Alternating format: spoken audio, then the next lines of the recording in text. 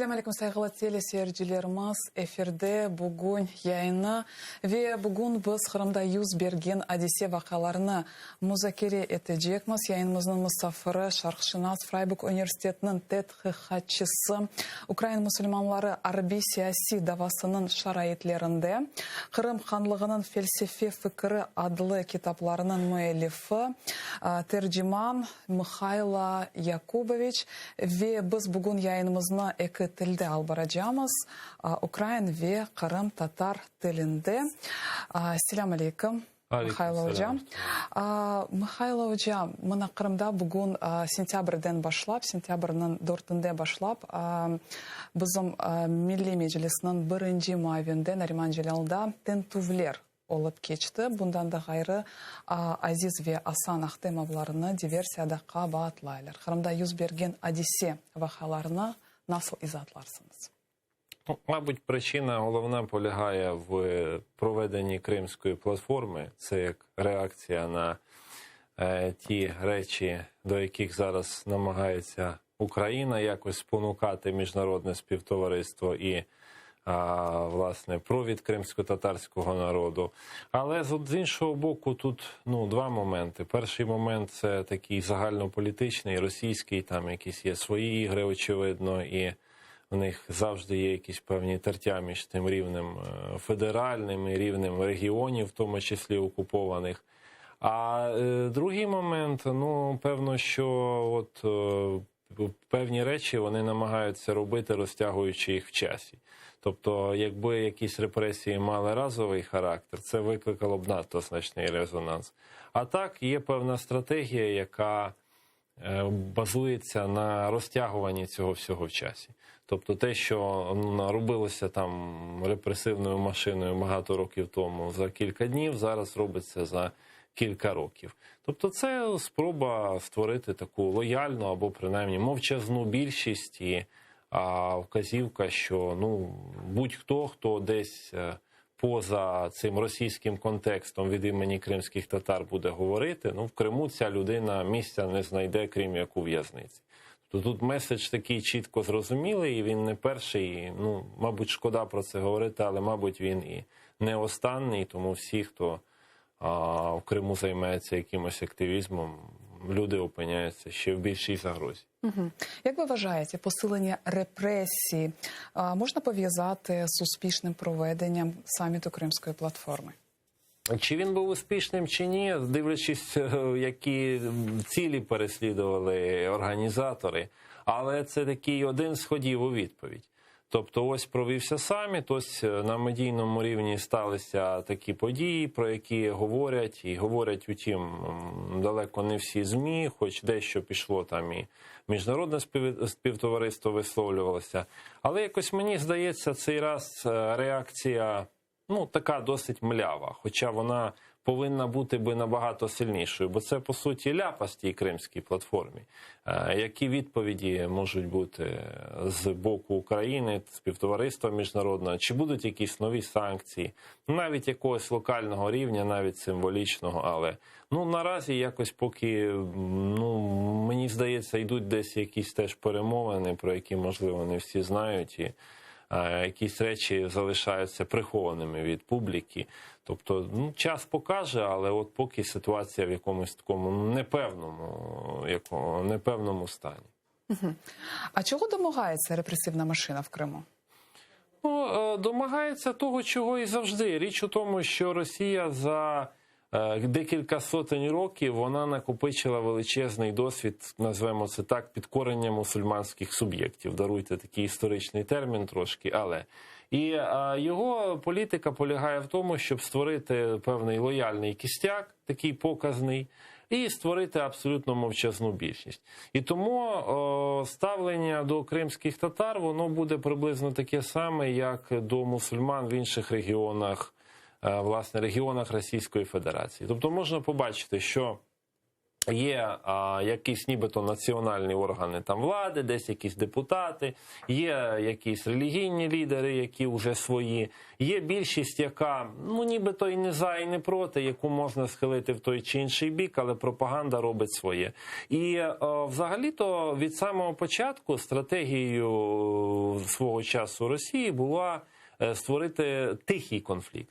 Silenced conflict, власне, як його про це говорило багато аналітиків західних, не робити нічого дуже хорошого в Криму показного, конкретно для кримських татар, і не робити нічого дуже поганого. Тобто, щоб про кримських татар взагалі не говорили, абсолютно нічого, щоб якомога менше про це йшла мова. Навіть коли йдуть якісь репресії, ті, які ось відбуваються зараз, вони вписуються в російську парадигму боротьби з так званим екстремізмом, тероризмом. І коли десь навіть хтось на теренах Російської Федерації почує, що ось в Криму, мовляв, заарештували якихось кримських татар, згадаємо ситуацію 90-х, 2000-х, для них це абсолютно типове для Росії явище, що когось там, до когось навіть, можливо, застосували якісь тортури і тому подібно. Я не думаю, що цим когось здивуєш в Росії. Це нормальне явище для них. І, відповідно, складається так, що по суті, навіть внутрішній глядач чи слухач, він сильно на це не реагує. А якщо говорити, чи виходять ці меседжі десь назовні, то тут відбувається таке, що ось, мовляв, Росія, вона реалізовує певні свої права, які їй видаються законними, і навіть взяти саміт Кримської платформи. Фактично, крім Туреччини, взяти весь мусульманський світ ніхто участі не прийняв і не прийме. Тому що всі виходять з парадигми, є більш сильний гравець, цей більш сильний гравець має владу, відповідно, мусимо миритись. І різні є чинники, чому так складається. Тому, мені здається, Росія на внутрішньому рівні, вона своїх цілей, в принципі, досягає. Бо ще менше буде контактів між кримськими татарами, які живуть в Криму, і які живуть на материку. І так ускладнюється постійно цей рух, в тому числі ці пандемічні події, вони можуть використовуватися з політичною метою. І спроба створити там уже такий лояльну якусь частину населення, щоб ніякі закордонні гравці, ні кримські татари, які проживають на материковій Україні, ні в Туреччині, ні ще десь, взагалі ніяк не впливали, і щоб і всі інструменти впливу на кримсько-татарський джамаат знаходилися конкретно в Москві і в Сімферополі, в російської окупаційної влади. Просто цієї мети вони досягають і йдуть до неї досить впевнено на протязі такого тривалого часу. Тобто це не робиться одномоментно, десь в них є очевидно, якийсь план, де вказано по рокам, коли мають вийти на оцю таку тиху, спокійну, лояльну більшість, яка не буде чинити спротив. Вам доводиться по роботі стикатися з мусульманами з різних країн, в тому числі з мусульманами з Росії. Чи є опір серед мусульман Росії чинного режиму? Скажу вам так, мені доводилося навіть, вже минуло майже 10 років, ще до всіх подій окупації, викладати і спілкуватися в Нижньому Новгороді з мусульманами Російської Федерації, потім перетинатися за кордоном на різних форумах, конференціях уже після окупації. І мій досвід показує, що абсолютно більшість із них набагато краще знають ситуацію з ісламом в Російській Федерації, ніж навіть я. Тобто нічого нового їм мусульмани України, в тому числі кримські татари, не відкриють. На Кавказі абсолютно більшість мусульман знає, що таке війна, знає, що таке репресії. Просто виробилася така позиція, а що ми можемо зробити? Так? Навіть вона обґрунтовується на теологічному рівні, що якщо брати деякі з класичних текстів шаріату, то мусульманській меншині, яка опинилася в немусульманській більшості, пропонуються два варіанти – сабр або джихад, тобто терпіння або боротьба. І вони впевнено говорять, що оскільки джихад перспектив ніяких немає, все завершилося, то залишається лише сабр, така тиха боротьба і так далі. Навіть хоча відбуваються події, які час від часу і у них викликають спротив. Мені доводилося дуже багато зустрічатися, наприклад, з казанськими татарами, коли зробили, по суті, вивчення татарської мови в Татарстані не обов'язковою, дуже в багатьох це викликало спротив. Але зробили, як свого часу сказали в Російській Раді Федерації перед рішенням про введення військ в Україну, там у них таке було, пошумяти перестануть. Отак і там. Ну, а вони, хтось в соцмережах щось написав, хтось написав, що все дуже погано. Почитайте тих аналітиків, які є в Татарстані, навіть таких більш-менш лояльних на владі. Там катастрофічна ситуація, демографічна ситуація жахлива.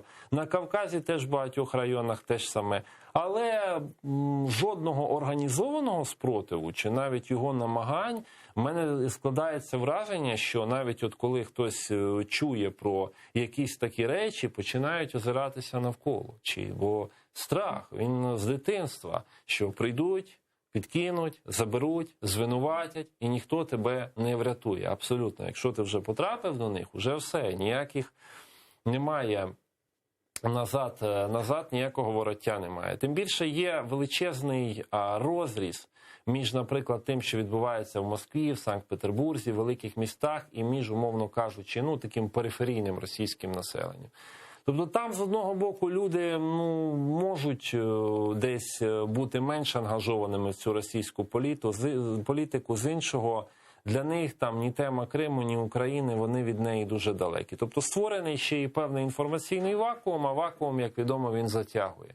І людині дуже комфортно в цьому вакуумі перебувати. І тому, в принципі, так, на особистому рівні, навіть коли ти говориш про ті чи інші речі, люди з розумінням до них ставляться. Але ніколи вони, чекати від них якогось там її реакції, чи там, от що, мовляв, повернуться навіть ті події 90-х, такий активний спротив. Мені здається, на даному етапі, бо російські оці заходи контртерористичні, так звані, вони виявились дуже успішними. В плані витіснення і розриву цих зв'язків. І ще є одна дуже велика проблема, яка зараз мусульмани Російської Федерації більше зайняті боротьбою одне з одним. По-перше, понад 90 муфтіятів. А навіть Крим свого ділили між собою, там Рада муфтіїв Росії, Центральне духовне управління мусульман, там створення Таврійського муфтіяту. А з іншого боку бачимо, що татарсько-башкирський конфлікт, і він активно нав'язується. Тобто татари записують башкирів свої, башкири вперто привласнюють собі якихось татарське культурне надбання.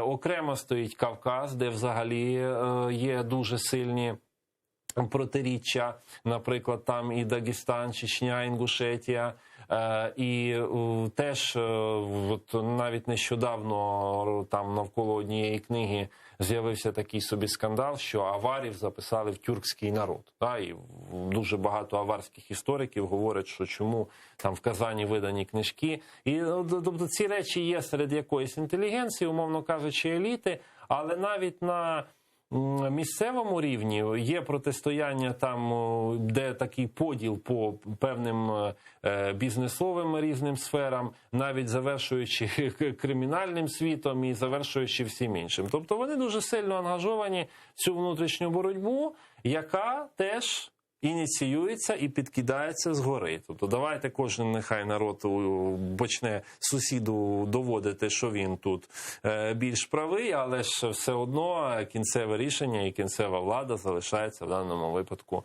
за Москвою. Тому ці всі речі дуже вигідні, і багато російських мусульман опинилися в полоні цих протиріч. Тому для них тема Крима – це десь далеко, не цікаво, або не слышав, не знаю, все ви врете, та у нас такого по телевізору не показують і тому подібне. Тобто вони звикли до цього всього режиму і вони себе почувають дуже комфортно?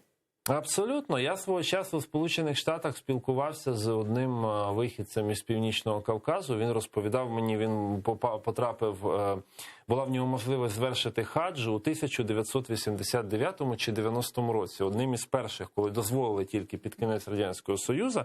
Він говорив, що от він там виїхав на Саудівську Аравію, йому здавалося, що це справжня там ісламська держава, справжні ці речі. А потім він, коли, власне, в 90-х роках почалися події, почалися вбивства, він розповідав там і про своїх друзів, і про події там взагалі на всьому Північному Кавказі, бо там же ж не тільки Чечні питання, то, і порівнюючи так ситуацію з Кримом, бо це розмова була в 2015 році, коли якраз відбувалася блокада і так далі, він мені говорив, що ми через це проходили.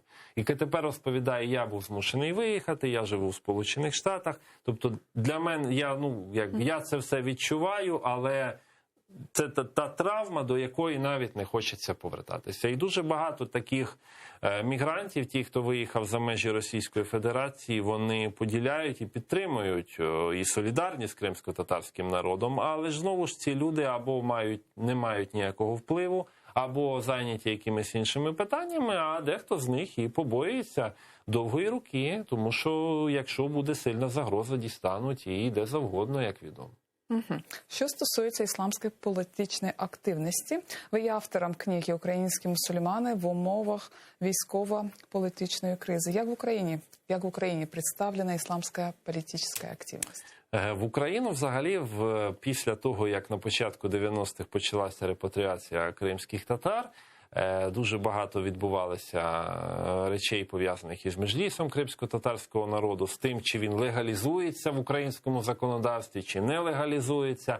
Але ці події в основному були обмежені Кримом.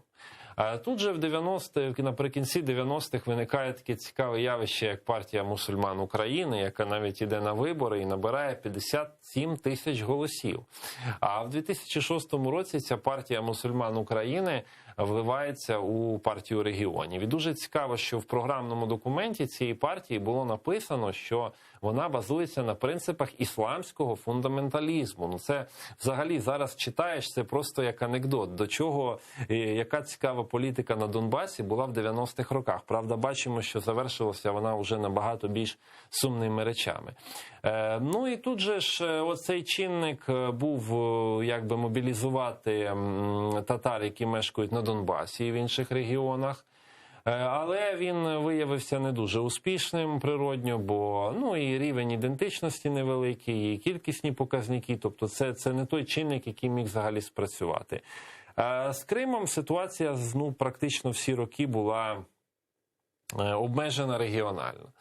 І навіть коли цей політичний вимір мав ще і певний такий релігійний вияв, коли створювалося духовне управління мусульман Криму, то вже на противагу йому з'явилося духовне управління мусульман України в Києві. І очевидно, що був якийсь такий неформальний договір, що, мовляв, Крим в Криму, а от кримські татари, вони там в Криму, максимум Херсонська область, а тут уже в Києві буде хтось інший. Мені зараз здається, що це, можливо, стратегія була така, яка була. Люди були в тих умовах, тих ресурсах. Але це обмежило значною мірою. Власне, це зробило повну ставку виключно на півострів. І коли в 2014 році виявилося так, що півострів опинився в окупації, то, по суті, дуже багато кримських татар почали відчувати себе ледь не діаспорою в тій державі, в якій вони мають громадянство, виїхавши на материкову частину. І дивлюся, навіть аналізуючи парламентські вибори всіх років, дуже непоганою була ця стратегія мати своїх кримсько-татарських депутатів в різних партіях природньо-демократичного змісту. Хоча, були там відомі сибатівці кримські, яких привозили на антимайдан, але це маргінали, які, здається, не мали там жодного значного впливу на загалом кримсько-татарську спільноту. Зараз, зрозуміло, теж йде питання молодіжного лідерства і так само певної згуртованості, чи навряд чи можна чекати якоїсь політичної партії однієї. Швидше це, знову ж, мені здається, буде стратегія збереження цієї кримсько-татарської ідентичності і ідеї уже повернення і відновлення прав у Криму, але в співпраці з різними політичними силами. Щоправда, знову ж виявилося, що так є монобільшість, але якщо я не помиляюся, практично в монобільшості серед депутатів кримських татар немає. Тобто офіційно когось, хто їх би представляв на рівні кримських татар, як кримських Чому татар. так відбувається? Чому? Як ви вважаєте? Так відбувається тому, що відносно нова політична сила, мабуть, її представників треба запитати, чому вони не взяли кримські. Можливо, були якісь перемовини, десь хтось з кимось не домовився, можливо, щось комусь і пропонували, або не ті місця в списку. Це ж по-різному буває, тим більше в Україні, де, чесно кажучи, гравці за партіями, які ними керують, одні й ті ж самі, а партії постійно змінюються. От той проєкт іде туди, той проєкт туди. Тобто тут по-різному можна сказати. Теж, можливо, спрацювала така спроба, знаєте, якби показати, що ми спеціально не виділяємо якусь націю, що ми представляємо всю Україну як таку. Десь, можливо, навіть загравання трошки з проросійським електоратом, бо воно на початку було, але ж у нас політика хитка. У нас можна побачити одного політика, перефарбованого дуже багато разів в різні кольори. І ти навіть не думаєш, що ця людина, яка сьогодні з одними гаслами, післязавтра буде з іншими, залежно від того, як буде вигідно. Тому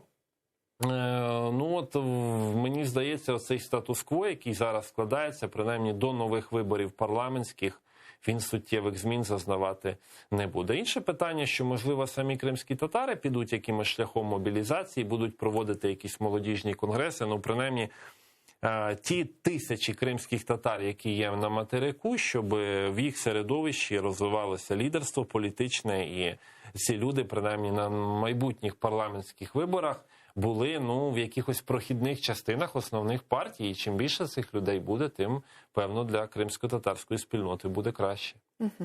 А що стосується пропагандистських ЗМІ, вони дуже впливають як на українську спільноту, так і на кримсько-татарську. От пропагандистські ЗМІ Крим називають зараз Таврідою. Як ви до цього ставитеся? Назва Тавріда є абсолютно нейтральною. В візантійських джерелах так дійсно Крим називався. Інше питання, що якщо взяти джерела часів Кримського ханства, Османської імперії, я особисто терміну Тавріда ніколи не зустрічав. Я більш ніж впевнений, що в Золотій Орді 15 століття чи там Кримського ханства 18 століття дуже мало хто з цим терміном був знайом, хіба, можливо, той, хто читав якісь тексти грецькою. Тобто, це теж стратегія, яка ще бере свій початок в 18 столітті, тобто показати, що до кримських татар в Криму були начебто греки, або якісь інше населення. Колонії грецькі були, вони були розкидані по всьому Причорномор'ю, але ж будь-який історик знає, що ті колонії, по суті, невеличкі міста і якась державність чи постійна присутність – це зовсім різні речі. Але ця ідея, вона була, і так само з одного боку можна говорити там про плюралізм і те, що дуже багато народів, бо Кримське ханство було там багатонаціональним, а з іншого боку, можна завжди ставити це в контра. Тобто, там же не тільки кримські татари жили, там іще ж купа народів, і дописувати їх те ж саме, як... Щоб кримських татарів не було. Так, абсолютно. Або що кримські татари, вони пізніше сформувалися, та і взагалі вони не кримські, а просто татари, які мешкають в Криму, тому що ж татари десь звідти, з Алтайщини і так далі. Тобто ця політика, вона була, і навіть на релігійному рівні акцент на православності Крима, так, але тут взагалі Росія стала заручником свого ж міфу. З одного боку, так, в Криму було там християнство, ще, очевидно, до приходу ісламу, це логічно. Але потім, в часи, наприклад, Кримського ханства, південь України і той самий Крим, він же входив до якого патріархату? Відповідно, Константинопольського, так? Але ж про це вже Росія мовчить. Тому в даному випадку вже той самий міф, з іншого боку, буде їм абсолютно невигідний, тому що ні про яку там канонічну територію мова йти не може. Тому це постійні оці тези там про Тавріду, про все інше, це так звана напівправда. А як говорить російська ж приказка, полуправда найхудша ложь. От вони, відповідно, нею користуються. Тобто, нібито це і так, але якщо подивитися з іншого боку, то оцей диявол, він ховається в деталях. А який період в історії кримських татар відрізнявся силою? Ну, мені здається, Золота Орда, в першу чергу, де, скажімо, субстрат, який утворив згодом кримсько-татарську націю, бо нації почали формуватися в 16-17 столітті, практично всі європейські нації, в тому числі кримсько-татарська, почали формуватися саме тоді. Хоча, ну, зрозуміло, кожна нація себе вважає, власне, набагато давнішою, ніж вважають сусіди, але в даному випадку у нас якраз є така більш-менш рівність у Східній Європі у всіх. Так от, це період Золотої Орди, уявіть собі державу, з якої шлях з одного кінця в інший займав 2 роки. При тому, що Орда вела дуже цікаву і національну політику, і релігійну політику, і, ну, на жаль, ці негативні конотації, яких нам Російська імперія накидала в 18-19 столітті, вони значно викривляють погляд на Орду. Далі Кримське ханство 16-17 століття, ну, теж тут треба говорити правдиво, що навіть в багатьох українських уявленнях про кримських татар, ну, татари наводили страх, і говорити про те, що в абсолютно гармонійні такі хороші відносини завжди були. Вони ніколи не бувають у людей взагалі, не те, що у націй.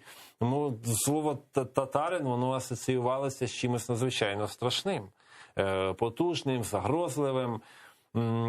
Так само, як і у кримських татар були певні уявлення про сусідні народи, такі чи інші. От інше питання, що в 18-19 столітті, це, можливо, до попереднього повертаючись, все це почали використовувати в пропагандистських цілях.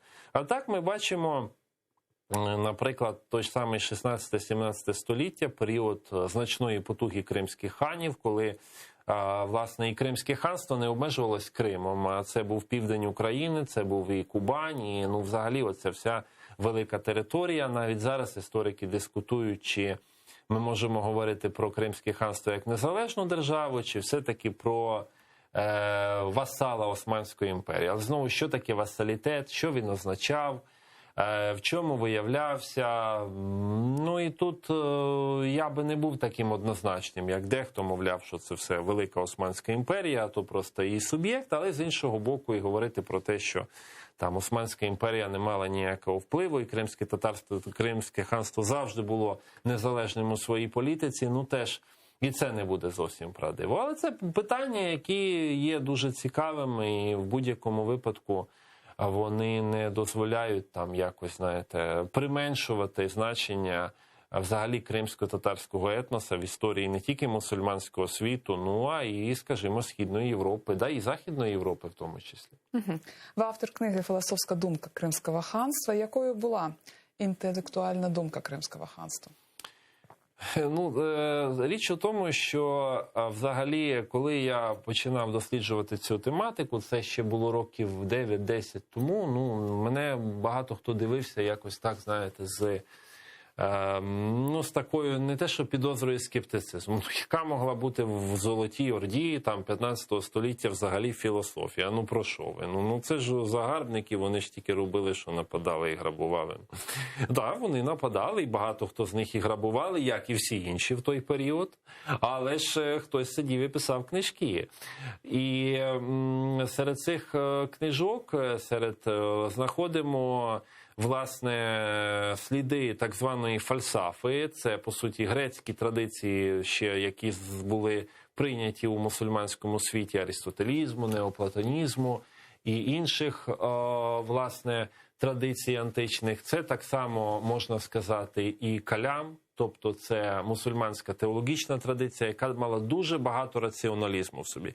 Простіше кажучи, щоб не вдаватися в ці різні проблемні терміни, дивилися на релігійні істини з дуже великою долею не те щоби скепсису, а спроби довести їх раціонально. Тут дуже багато книг, написаних в Криму в період з 15 по 18 століття, говорить про те, що розум, ідеал розуму, ідеал логіки, ідеал філософії стояв дуже високо. І навіть в кримських медресе того часу вивчення логіки було практично нормою. Тобто були і певні наукові винаходи. Мені доводилося в Принстоні зустрічати рукописи з астрономії, написані кримськими татарами. Доводилося зустрічати багато інших цікавих речей в галузі математики, навіть в галузі медицини. Ці речі були. Інше питання, що з часом, внаслідок міграції 18 століття, дуже багато цих рукописів поїхали услід за тими татарами, які виїздили. І тому зараз ця спадщина, вона розкидана по бібліотеках мусульманського світу і не завжди вдається її зібрати.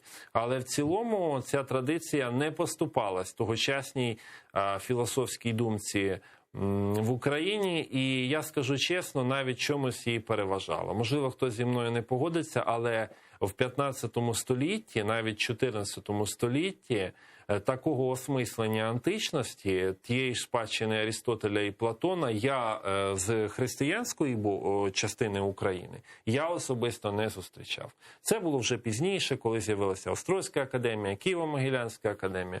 В Кримському улусі Золотої Орди і Кримського ханства в той період уже функціонували медресе. І в цих медресе ці речі вивчалися до того, як з'явилися такі університети в європейському стилі на материковій Україні. Ібрагім Аль-Керемі, дуже відома постать. Пророцтво Ібрагіма Аль-Керемі про що воно? Річ у тому, що свого часу Абдалла Сайсал, відомий, власне, кримсько-татарський політик і дослідник-популяризатор, він знайшов рукопис в бібліотеці Сулейманія в Стамбулі праці Ібрагіма Аль-Керемі, а Ібрагім Аль-Керемі був радником чи таким навіть духовним наставником султана Османської імперії Мурада III. Бо почав він свою діяльність в Криму в 16 століття, потім то був в Стамбулі, то знову в Криму, завершив свій життєвий шлях у Стамбулі, написав багато праць і був суфієм, містиком. І от в одній з своїх праць він описав територіальний розвиток Османської імперії і асоціював його із втіленням світової душі. Тобто, така картина світу, яку потім в європейській традиції запропонує з абсолютним духом німецький мислитель Гегель. Можна проводити певні паралелі. Так от починається розвиток Османської імперії, бо він був таким пансултаністом. Я назвав паносманістом, він вважав, що Крим має орієнтуватися на Османську імперію, і монархістом, назвемо його так. І власне, починається османська історія з Криму, і Кримом вона завершується. Тобто, Крим – це нижчий тілесний рівень, який потім конвертується в найвищий духовний рівень. От зараз ти читаєш і розумієш, яка політика за цим стояла. І от різні рівні сходження цієї світової душі до Бога, вони виявляють себе на різних територіях. І от початковим виявом був Крим, і кінцевим виявом так само буде Крим. І триває цей цикл у Ібрагіма Аль-Керемі приблизно 300 років. Тобто певна історія починається і завершується. Знову ж, це уявлення про циклізм історичний. Тобто, що історія, вона не йде як пряма певна лінія, вона йде по колу. Це притаманно для всієї мусульманської думки, навіть відомий мислитель Ібн Халдун є одним із таких, хто запропонував цю концепцію.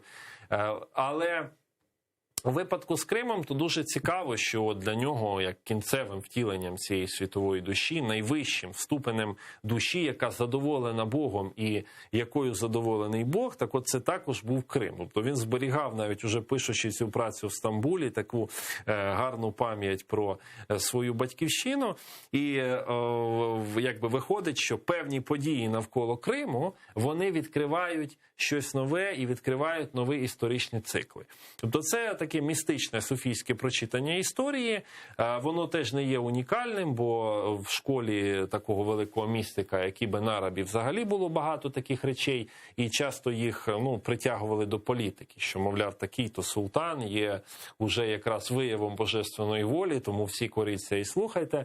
Але якщо десь так, власне, перенести, спробувати це на сучасність, то виходить, що окупація Криму, вона, чи взагалі події навколо Криму якісь, вони відкривають певний новий історичний цикл світової історії.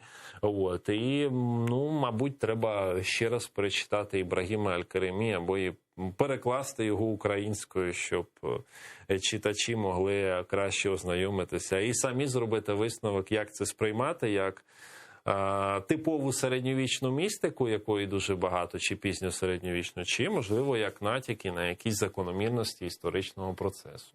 Дуже цікаво. А що стало з Кримом після 1783 року? Крим опинився в середовищі Російської імперії. І найголовніша проблема Криму – це міграція і витіснення кримсько-татарського населення. Тобто Крим дедалі більше дійсно ставав російським. Інше питання, що ті кримські татари, які виїздили і опинялися, наприклад, на Балканах, опинялися в тогочасній Османській імперії, дехто з них непогано продовжував свою кар'єру, навіть і зберігав певні такі відданість тим традиціям науковим, які розвивалися в Криму. Просто прийшла на думку зараз цікава біографія. Свого часу з Криму до Очакова, Озу, власне, сучасного міста, переїхала ціла родина в межах уже Російської імперії, але син їхній Фарух Ефенді, Ісмаїл Фарух Ефенді, він же переїхав, це вже 19 століття, до Османської імперії і став одним із перших таких, власне, дипломатів відомих. Він був, скажімо так, аташе в Лондоні. А потім повернувся, заснував в Стамбулі, власне, першу масонську ложу. Що дуже цікаво, мода тоді була на масонство, тобто турецьке масонство започаткували кримські татари. І потім ще і зробив переклад тафсіру одного з перської мови на османську, тафсір Імел-Акіб, з якого пізніше на підставі цього тафсіру з'явиться перший уже російський переклад Корану Дмитра Богославського. Власне, там написано, що він, цей переклад лишився рукописом, був виданий набагато пізніше. Але це був один з перших перекладів російською, причому дуже хороший. І в вступі написано, що користувався автор Ісмаїла Фаруха Ефенді роботою. Тобто він був навіть популяризатором і відкрив шлях до все нових перекладів в Османській імперії. Тобто, або можна згадати того ж самого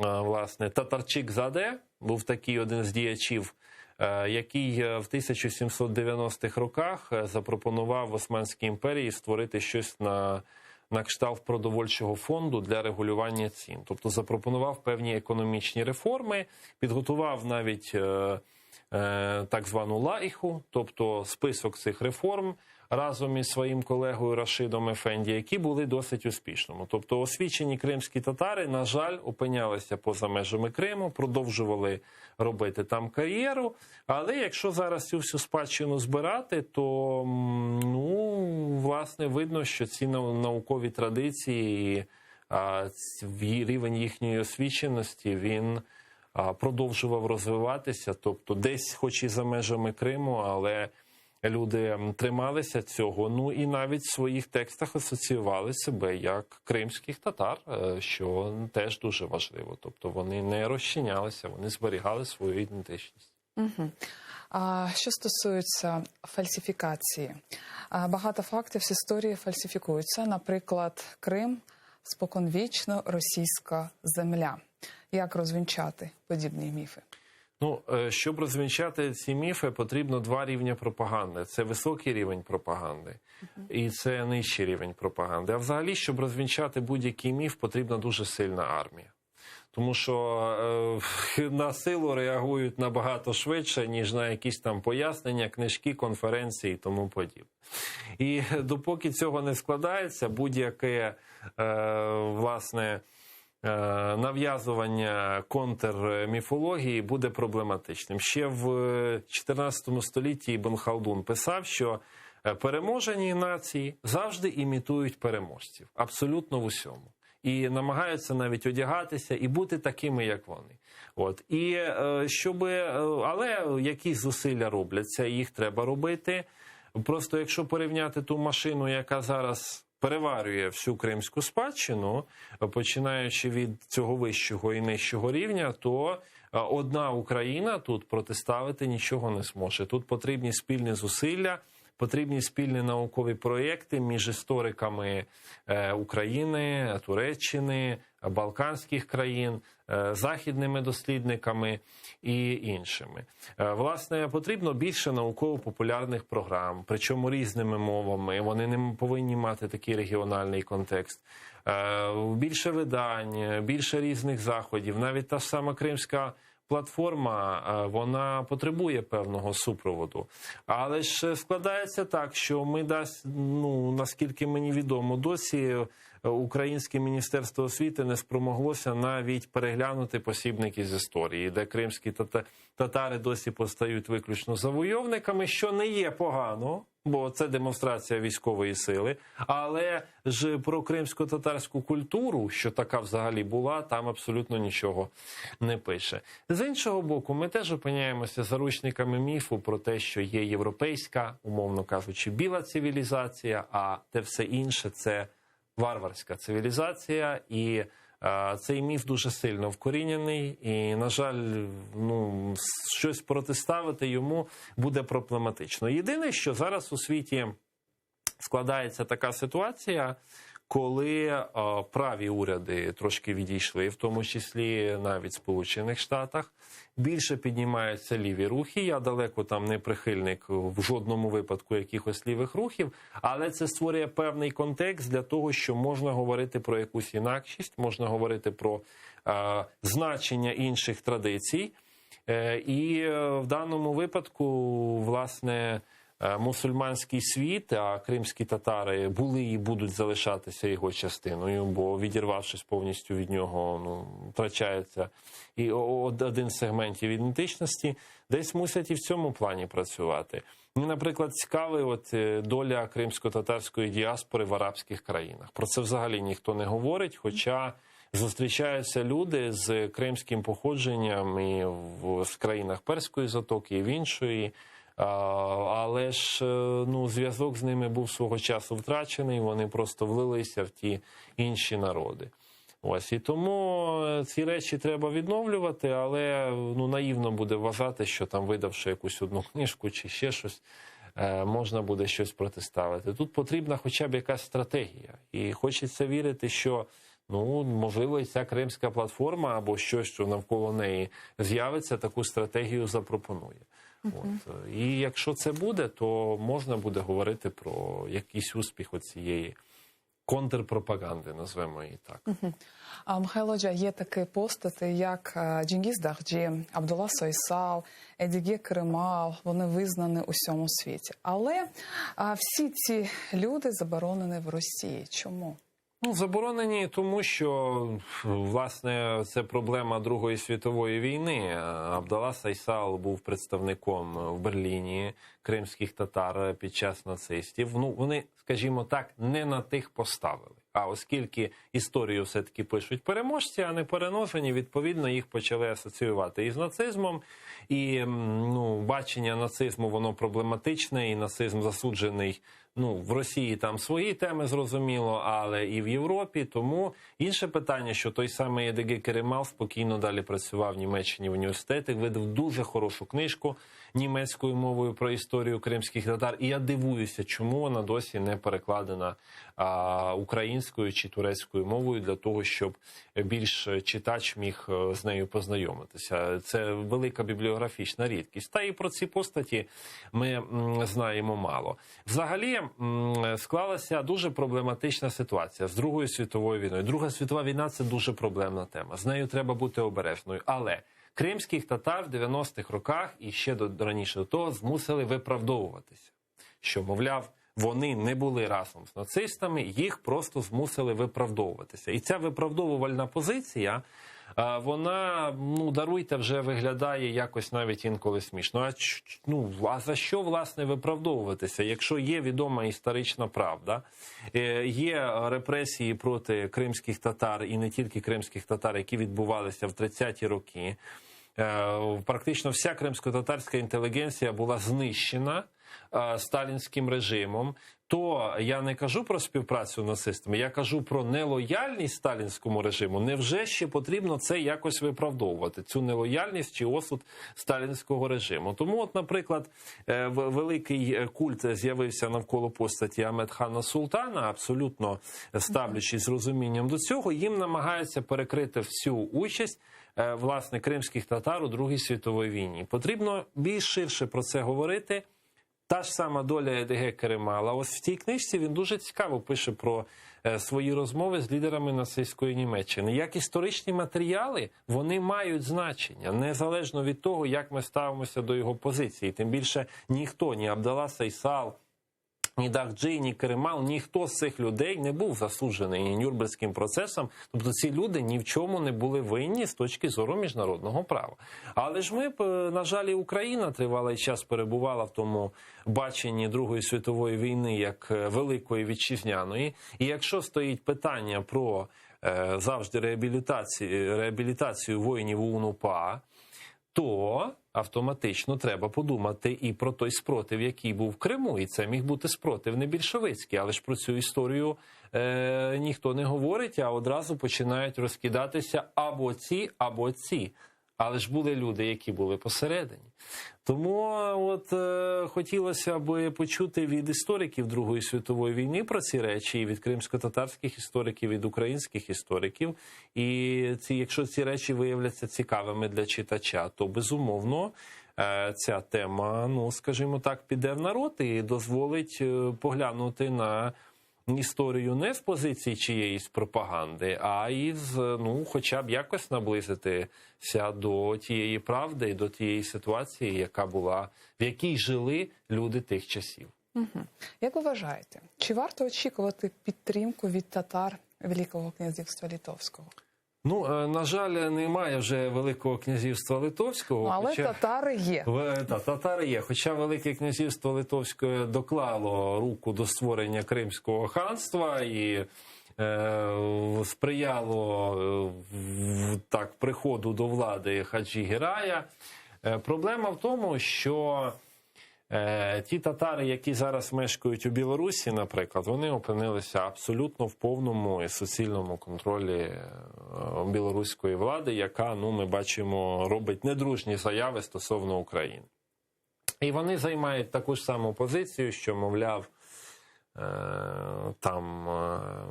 що ми можемо зробити і так далі. Або демонструють відверто такі пролукашенківські погляди.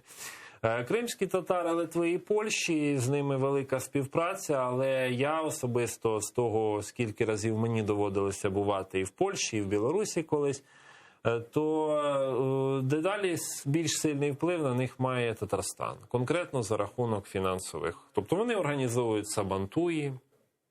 Не знаю, ніколи в польсько-литовських такого свята не було. Тут взявся звідки якийсь сабантуй. І видають книжки, перекладають. В Польщі, наприклад, імами, які зараз є в мечетях, це вихідці саме із Татарстану. Що мене, чесно кажучи, трошки дивує.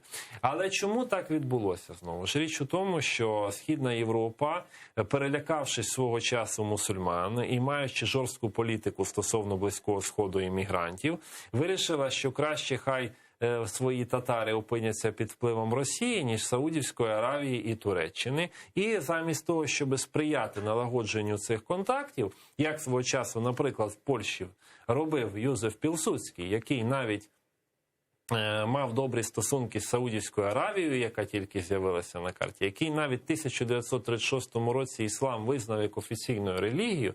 Це цікаве дуже явище. Зараз вони якось по-переляканому сприймають цей іслам, дивляться на нього як на певну загрозу, і тому намагаються з цих татар або зробити поляків, або литовців, або... в Білорусі, щоправда, білорусам бути небезпечно, намагаються з них зробити невідомо кого. Не краще вже росіян. Тому що, в Білорусі, коли свого часу був при владі муфтій Ібрагім Канапацький, він був надзвичайно сильним білорусизатором, перекладав білоруською, був великим білоруським патріотом. Якби він дожив до наших часів, я впевнений, він був би палким прихильником кримських татар. Зараз же був в тій Білорусі, спокійно відвідував не один раз окупований Крим, і я не знаю, чи наше МЗС робило якісь заяви. Тому на рівні особистому, я думаю, що ця співпраця має сенс. Але на рівні інституційному, то між кримськими і казанськими татарами особисто я бачу, що вони віддають пріоритет казанським татарам, за рахунок чого, мабуть, все-таки нафта, яка водиться в Татарстані, а відповідно і нафтодолар чи нафторубль, він для багатьох людей важливіший, ніж якась там солідарність. Тобто підтримку очікувати? Я ж на особистому рівні так. Тим більше уряди Литви і Польщі – це активні учасники і Кримської платформи і так далі. Але ж в той же самий час, наприклад, в мусульманський зв'язок релігійний, Мусульманський релігійний союз Польщі не так давно видав календар, де написав, що Бахчисарай – це Росія. І коли виник скандал, завдяки в тому числі представникам Меджлісу, що вони зробили? Вони написали Бахчисарай – Крим. А Україна ви написати не могли. Чому? Тому що, відповідь називається «Закінчіть самі». І це абсолютно, мені здається, якась така, знаєте, негідна поведінка з ісламської точки зору. Тобто ви вже або визначтеся, з ким ви, або, тоді принаймні взагалі не втручайтеся у ці справи. І самі багато дуже польських татар в цих, їхні релігійні лідери в цих країнах мають дуже низький авторитет. Тобто ці татарські лідери, які там опинилися в релігійній ієрархії, вони вже там багато років муфтіями і іншими, і всі спроби якось їх звідти зняти з цих посад не завершуються успіхами. Тому я Вплив думаю, Росії дуже великий. Тому треба налагоджувати співпрацю з конкретними людьми, розширювати, запрошувати їх сюди, знову ж таки, і проводити більше заходів тут, культивувати пам'ять про польсько-литовських татар на Західній Україні, яка цілком знищена і втрачена, і виявилася в такій периферії, що багато хто, навіть і про кримських, і литовських татар, про неї не знає взагалі. А як представлена кримсько-татарська спадщина в Україні? Представлена дуже широко. По-перше, це найбільша мусульманська спадщина, яка взагалі є в Україні. Починаючи від рукописів, закінчуючи мечетями, вона представлена в історичній пам'яті. І ось я чув, що зараз Український культурний фонд в Україні підтримує якісь проєкти там по відновленню цих речей. Хочеться вірити, що більше інвестицій буде в бачення якесь інтелектуально. Тобто створений реєстр, карта мечетей, в якому вони стані, історичних пам'яток, в якому вони стані. Бо ми часто чуємо, що ось там в Кримському, в Ханському палаці щось руйнують. І там десь ще щось руйнують. А конкретно, а в Україні, як у нас в деяких містах досі, в якому стані ці мечеті, які питання реституції майна, які питання там навіть перейменування тих чи інших топонімів. А то так в Криму дуже швидко перейменували уже після окупації, а на території самої України, як тоді, власне, материкової частини. Приклади які? Можна поговорити навіть, візьмемо такі мечеті, як в Ізмаїлі і в Очакові. Так, тобто, зрозуміло, в одному знаходиться релігійна організація, так, в одному там ще панорама з тим, як Суворов захопив цей регіон, як створювалась Новоросія, так звана, і інше. По Західній Україні, наприклад, свого часу я багато про це писав. Великий Мезарлих в Ювківцях, кримсько-татарський цвинтар, ну, по суті, кримських татар, які мешкали на Волині, декілька гектарів, майже 800 могил. А взагалі такого чогось подібного більше немає. Ніде, ніхто, нічого, все зруйнується, все знищене. І ще багато таких речей, вони є, навіть вулиці татарські по різним містам. Чи там якась хоч табличка десь встановлена? Питання відкрите. І в цій боротьбі якою має бути роль істориків? Ну, роль історика в боротьбі, коли історик вступає в боротьбу, він часто перетворюється в пропагандиста. І треба подивитися, чи ним говорять емоції і національні сентименти.